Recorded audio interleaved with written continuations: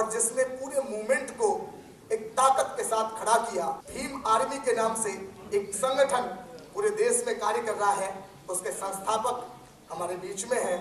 मैं 4 पंक्तियों से उन्हें आवाज देता हूं कि वो आए। कल के समय में और आज के समय में अंतर क्या आया है साथियों, कि कल हमारे बाबा, हमारे चाचा, हमारे मामा, हमारे बाबा के बाबा जब पंडित जी की चौखट से गुजरते थे तो उनकी चारपाई के नीचे अगर उनकी जूतियां भी रखी होती थी तो बिना नाक रगड़े हम आगे नहीं जा सकते थे। हमारे स्वाभिमान को हजारों बार मारा गया, हम जिंदा थे ही कहां।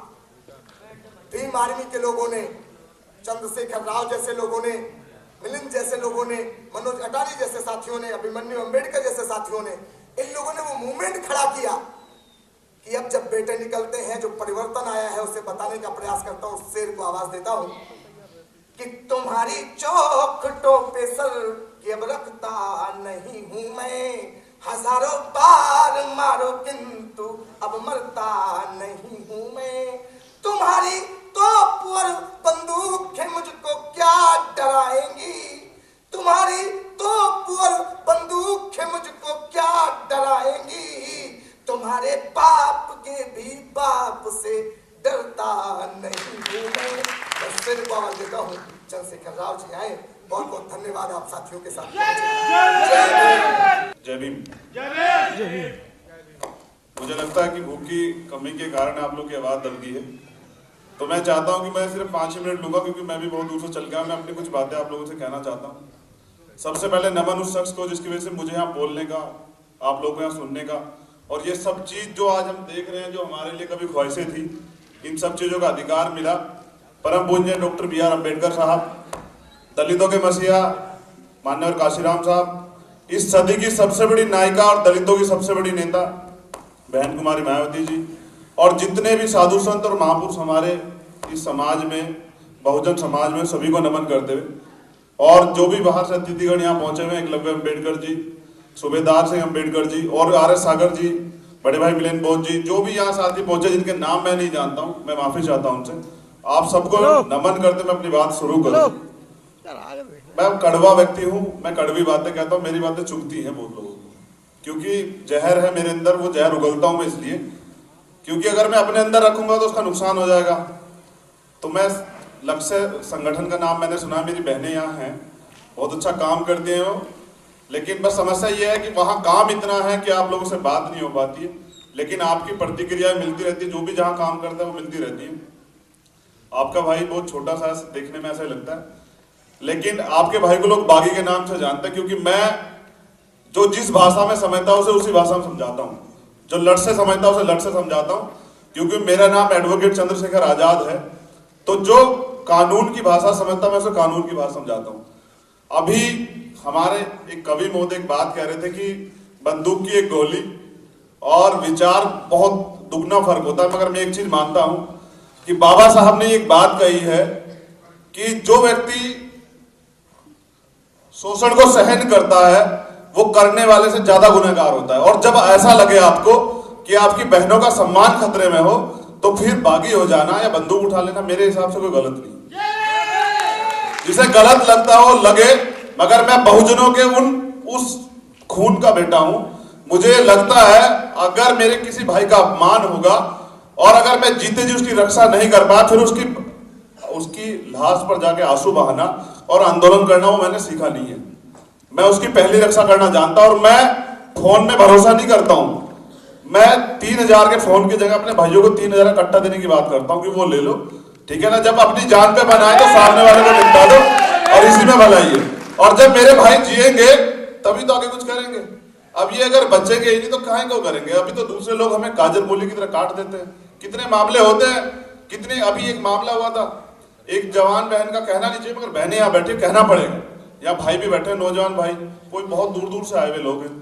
जब किसी बहन का अपमान होता है ना, उसे तो अपमान उसके शरीर में फील होता है, उसकी आत्मा में फील होता है। लेकिन यहाँ जो अम्बेडकरवादी, कथित अम्बेडकरवादी खुद को कहते हैं, जो अपने घरों में पढ़ के सोते हैं, उन्हें शायद एहसास ना हो, लेकिन वो सारी बहनें हमारी बहनें, हमें अपनी बहनों जैसा दर्द होता है उनका, और वो दर्द हमसे सहन नहीं होता। तो अब हम अपनी बहनों को ये कहते हैं कि अगर कोई ऐसा मामला हो तो तू उसे निपटा देना, तो जो तुझसे वो कर देना, तेरा भाई जेल लगा, ये वादा करता हूं मैं अपनी बहनों से। और मेरी क्वालिटी ये है, ये क्वालिटी मेरी नहीं, मेरे साथियों की क्वालिटी है कि आज भीम आर्मी की वजह से मैं यहाँ खड़ा हुआ हूँ। और भीम आर्मी के युवा साथी यहाँ हैं।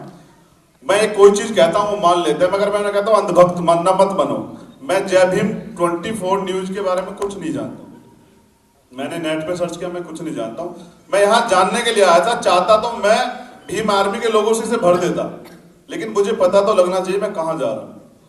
मैं गलत सही में फर्क करता। बाबा साहब ने भी कहा पहले तोलो फिर मोलो, अगर सही है तो हम साथ है, अगर कोई गलत है तो हम लोग साथ नहीं है, सीधी बात है। अगर मेरी व्यवस्था से लड़ाई है, और व्यवस्था ये है कि जो संवैधानिक अधिकार बाबा साहब देके गए, कानून संविधान बनाकर कानून के अकॉर्डिंग जो आज तक नहीं मिल पाए हैं, वो दिलाने के लिए कानून की जो नॉलेज है वो हम लोगों में भरने का काम करते हैं। और वो सिर्फ हम कहते नहीं, हम जमीनी स्तर पे करते हैं उस काम को। जब कभी आपका वेस्ट यूपी में दौरा हो या उत्तराखंड में दौरा हो तो आप जान लीजिएगा कि वहां जब भीम आर्मी का नाम जब वहां से निकलता है तो सामने वाले कांपने लग जाते हैं, चाहे वो अपने आप को दबंग कहे, चाहे वो कोई भी हो।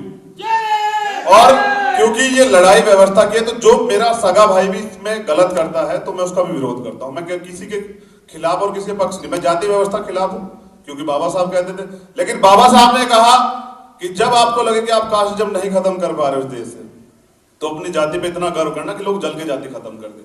अभी जब कोई आरक्षण के ऊपर टिप्पणी करता है ना कोई भी, तो मैं यही तो कहता हूं कि भैया मैं भी चाहता हूं, हम चाहते हैं कि आरक्षण खत्म किया जाए, लेकिन उसका सीधा तरीका यह है कि इस देश में आरक्षण जाति व्यवस्था के आधार पर, आप जाति व्यवस्था खत्म करने का विरोध क्यों नहीं करते?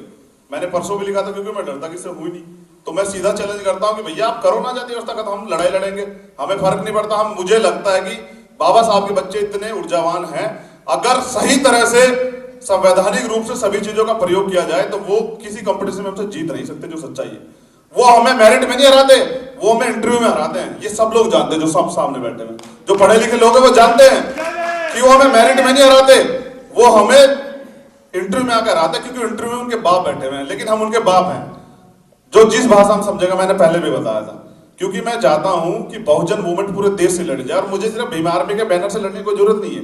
जो जहां से जिस मूवमेंट से लड़ रहा हूं वो मुझे याद करे, या समाज के लोगों की वजह से याद करे, हम सब लोग उनके साथ हैं। और अभी हम 2-3 लड़ाई लड़ने वाले, एक तो पदोन्नति में आरक्षण वाले मुद्दे पूरे, उसमें अच्छी वाली लड़ाई लड़ेंगे। अब मुझे दुख होता है, अम्बेडकरवादी लोग तो कहते हैं जाटों ने इतना बवाल कटवा दिया। कल मुख्यमंत्री को ये कहा कूच कर रहे हैं दिल्ली, क्यों जी? कहा था ना मिलिंद भाऊ साहब, कल ही मुख्यमंत्री जाके वो कर रहा था उनसे, मतलब बातचीत कर रहा था कि बताओ क्या करना है। कभी हुआ कभी ऐसा बहुजन मूवमेंट के मुख्यमंत्री ने आके बात की हो कभी? बताओ मुझे, जो सामने बैठे जितने लोग क्या क्या काम करते हैं आप लोग, बताओ मुझे। आपके पास एक दिन तो रोड पे आने को है नहीं, समाज की लड़ाई लड़ने को है नहीं, एक दिन में तो आप सिर्फ थोड़ी सी ये भाषण देने से कब तक चलेगा काम? बताओ तो सही मुझे।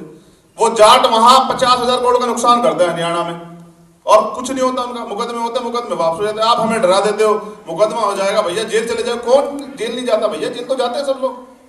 बहन जी जेल नहीं गई, मान्यवर काशीराम जेल नहीं गए।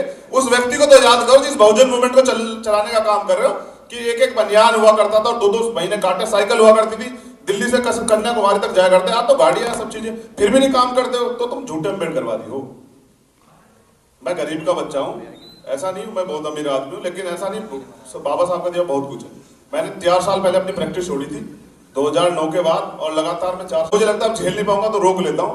मैं प्रयास करता हूं कि अगर मूवमेंट में कहीं ऐसा मिशन, ऐसी जगह आ जाए, ऐसा समय आ जाए कि ये झेलना पड़े, तो मेरा शरीर कब तक मेरा साथ देगा, मैं ये देखना चाहता हूं। चाहे वो भूख हो, चाहे वो दर्द पीड़ हो, कुछ भी मैं तब तक एहसास करता हूं, तब तक दवाई लेता, जब तक देख लूं कि मेरी कैपेसिटी कितनी। और जितना मैं संघर्ष को झेल रहा हूं, मुझे लग रहा है मेरी कैपेसिटी बढ़ती जा रही है। क्योंकि जब भी कमजोरी होती है ना, तभी बाबा साहब को, माननीय काशीराम के संघर्ष को पढ़ता हूं, तो लगता है कि वो अकेले आदमी ने इतना सब कुछ कर दिया। आज तो मेरे हिसाब से हमें क्यों कहना पड़ रहा है, यहाँ तो 100-200 लोग भी तो यहीं बैठे हुए हैं। अगर बाबा साहब के बच्चे हो तो करके दिखाओ ना, किसका इंतजार करो? बाबा साहब दोबारा आएंगे, मान्यवर काशीराम दोबारा आएंगे। कल बहन जी, आज बहन जी के खिलाफ सब बातें होती हैं, मैं बहन जी के खिलाफ भी हूं। एक बात पे आगे राजनीतिक बात यहाँ हुई थी, मैं करना नहीं चाहता, क्योंकि मैं गैर राजनीतिक व्यक्ति हूँ। बहन जी तो पका खा रहे, किसी को अच्छा लगे चाहे बुरा लगे। 2006 में मान्यवर काशीराम साहब गए थे, अच्छी तरह सुन लीजिएगा। 2007 में सरकार आई थी, उसके बाद हम डाउन ही हैं, हम ऊपर नहीं है। तानाशाही से सरकारें नहीं चला करती हैं। सरकार चलाने के लिए अखिलेश यादव रोड शो करता है, सरकार चलाने के लिए मोदी जैसे लोग रोड शो करते हैं वाराणसी में, और बहन जी सिर्फ हवाई आके और हवाई करके भाषण देके चली जाती। इससे थोड़ा ही होगा। उत्तराखंड की समीक्षा बैठ के दिल्ली में होते, क्यों? उत्तराखंड जगह नहीं है क्या? वहां लोग नहीं रहते हैं? उत्तराखंड में आके समझ करिए ना समीक्षा, लोगों को पता लगे बहन जी का तो नाम का इतना वो है। मेरी जितनी बहनें जो काम करती हैं वो चली जाएंगी अपने आप। दूसरे लोग गुमराह क्यों करते हैं? क्योंकि पिछले जो चुनाव हुए ना, हमारे प्रत्याशी जो है अदर कास्ट वाला, किसी को तकलीफ हुई, क्योंकि यही तो अंधभक्ति है। अगर आप बीएसपी के समर्थक है तो करिए ना विरोध, क्यों नहीं करते आप लोग विरोध? ये भाई ने कहा तो मुझे तो अच्छा लगा ना। मैंने कहा ना, मैं टेक्निकल आदमी, भैया मेरी बातें कड़वी लगती है। भाई को मन में पीड़ा है ना, आप लोग तो ऐसे गूंगे बहरे हैं, जो कह के चला जाएगा उसे सुन लोगे, यही तो बात है ना। मुझे आपसे एलर्जी नहीं है, लेकिन मैं बताना चाह रहा था कि किस व्यवस्था के लोग हैं। ऐसे अम्बेडकरवादी हैं हम, जो कुछ कहते हैं मान लेते हैं, समझ रहे हैं। मैंने सबसे पहले कहा था कि बहुजन समाज की सबसे बड़ी नायिका है अभी वो, समझ रहे हैं। लेकिन आप ये देखने का प्रयास कीजिए, जो मैंने कहा सिर्फ एक आदमी विरोध करता है तो ये अम्बेडकरवाद है। ऐसे नकली अम्बेडकरवादी नहीं हूं, समझ रहे हैं। सही और गलत का फर्क करता हूं और ये विश्वास दिलाता हूं बड़े भाई, मैं बहन जी का समर्थक हूं बहुत बड़ा। लेकिन आपने आवाज तो उठाई, मैं तो देखना चाह रहा था कितने लोग आवाज उठाते हैं। मैं ऐसा ही हूं, मुझे समझने में बहुत समय लगता है। अच्छे लोग और अच्छी दवाई बहुत देर से समझ में आती है। जय भीम। मुझसे अगर कोई अपशब्द निकल गया किसी के लिए माफी चाहता हूं, लेकिन मुझे जो बात कहनी थी और जो कुछ देखना था मुझे महसूस हो गया। जय भीम। जय भीम। साथी दोस्तों, कड़वे तो जरूर है, कड़वे तो जरूर है, और आंवला भी हम खाते हैं, कड़वा ही होता है, पर खाने के बाद उसकी जो मुंह में मिठास होती है ना, उसको कभी जानने की कोशिश करना। मैं अपने भाई के लिए एक चीज कहना चाहूंगा कि बहुत अच्छा काम कर रहे हैं, चाहे 5 साल से कर रहे हैं। बहन जी तो बहुत टाइम से काम कर रही है, हमारी प्रेरणा स्रोत है वो, और उन जैसी शायद कोई भी नहीं हो सकती, ये बात तो मैं दावे के साथ कह सकता हूं। अगर घर में आज हम अपने घर में बैठे हैं, कोई बात नहीं, अगर हम अपनी बहन से कोई हमारी शिकायत है, हमें करनी चाहिए। हमें अपनी माँ से कोई शिकायत है, हमें करनी चाहिए। हमें अपने पिताजी से कोई शिकायत है, करनी चाहिए। भाई से कोई शिकायत है, करनी चाहिए। आज भाई को कोई शिकायत है, हमें भी शिकायत है, आपको भी शिकायत है। मैं भाई आपको एक बात बता दूं, अब सर बिल्कुल, मैं आपको एक बात बता दूं कि अब आंदोलन शुरू हो गए हैं, और आंदोलन हम जैसे सब भाई लोग करेंगे, और कोई भी जेल जाने से नहीं डरेगा, कोई भी कुछ नहीं करेगा। उन्होंने 50 करोड़ का वो किया था, हम शायद उससे ज्यादा करते हैं। ये तो देश ही हमारा है। हम अपने घर पे गिलास फोड़ सकते हैं, तो क्या किसी और को नहीं फोड़ सकते? हम जबरदस्त फोड़ेंगे, और बहन जी के साथ होकर के फोड़ेंगे। और बहन जी कल भी हमारे साथ थी, आज भी हमारे साथ है, और कल भी रहेंगी। और पूरा बहुजन समाज हमारे साथ है और रहेगा। आगे देखिए क्या होगा। मैं आपसे यही कहूंगा, जय भीम।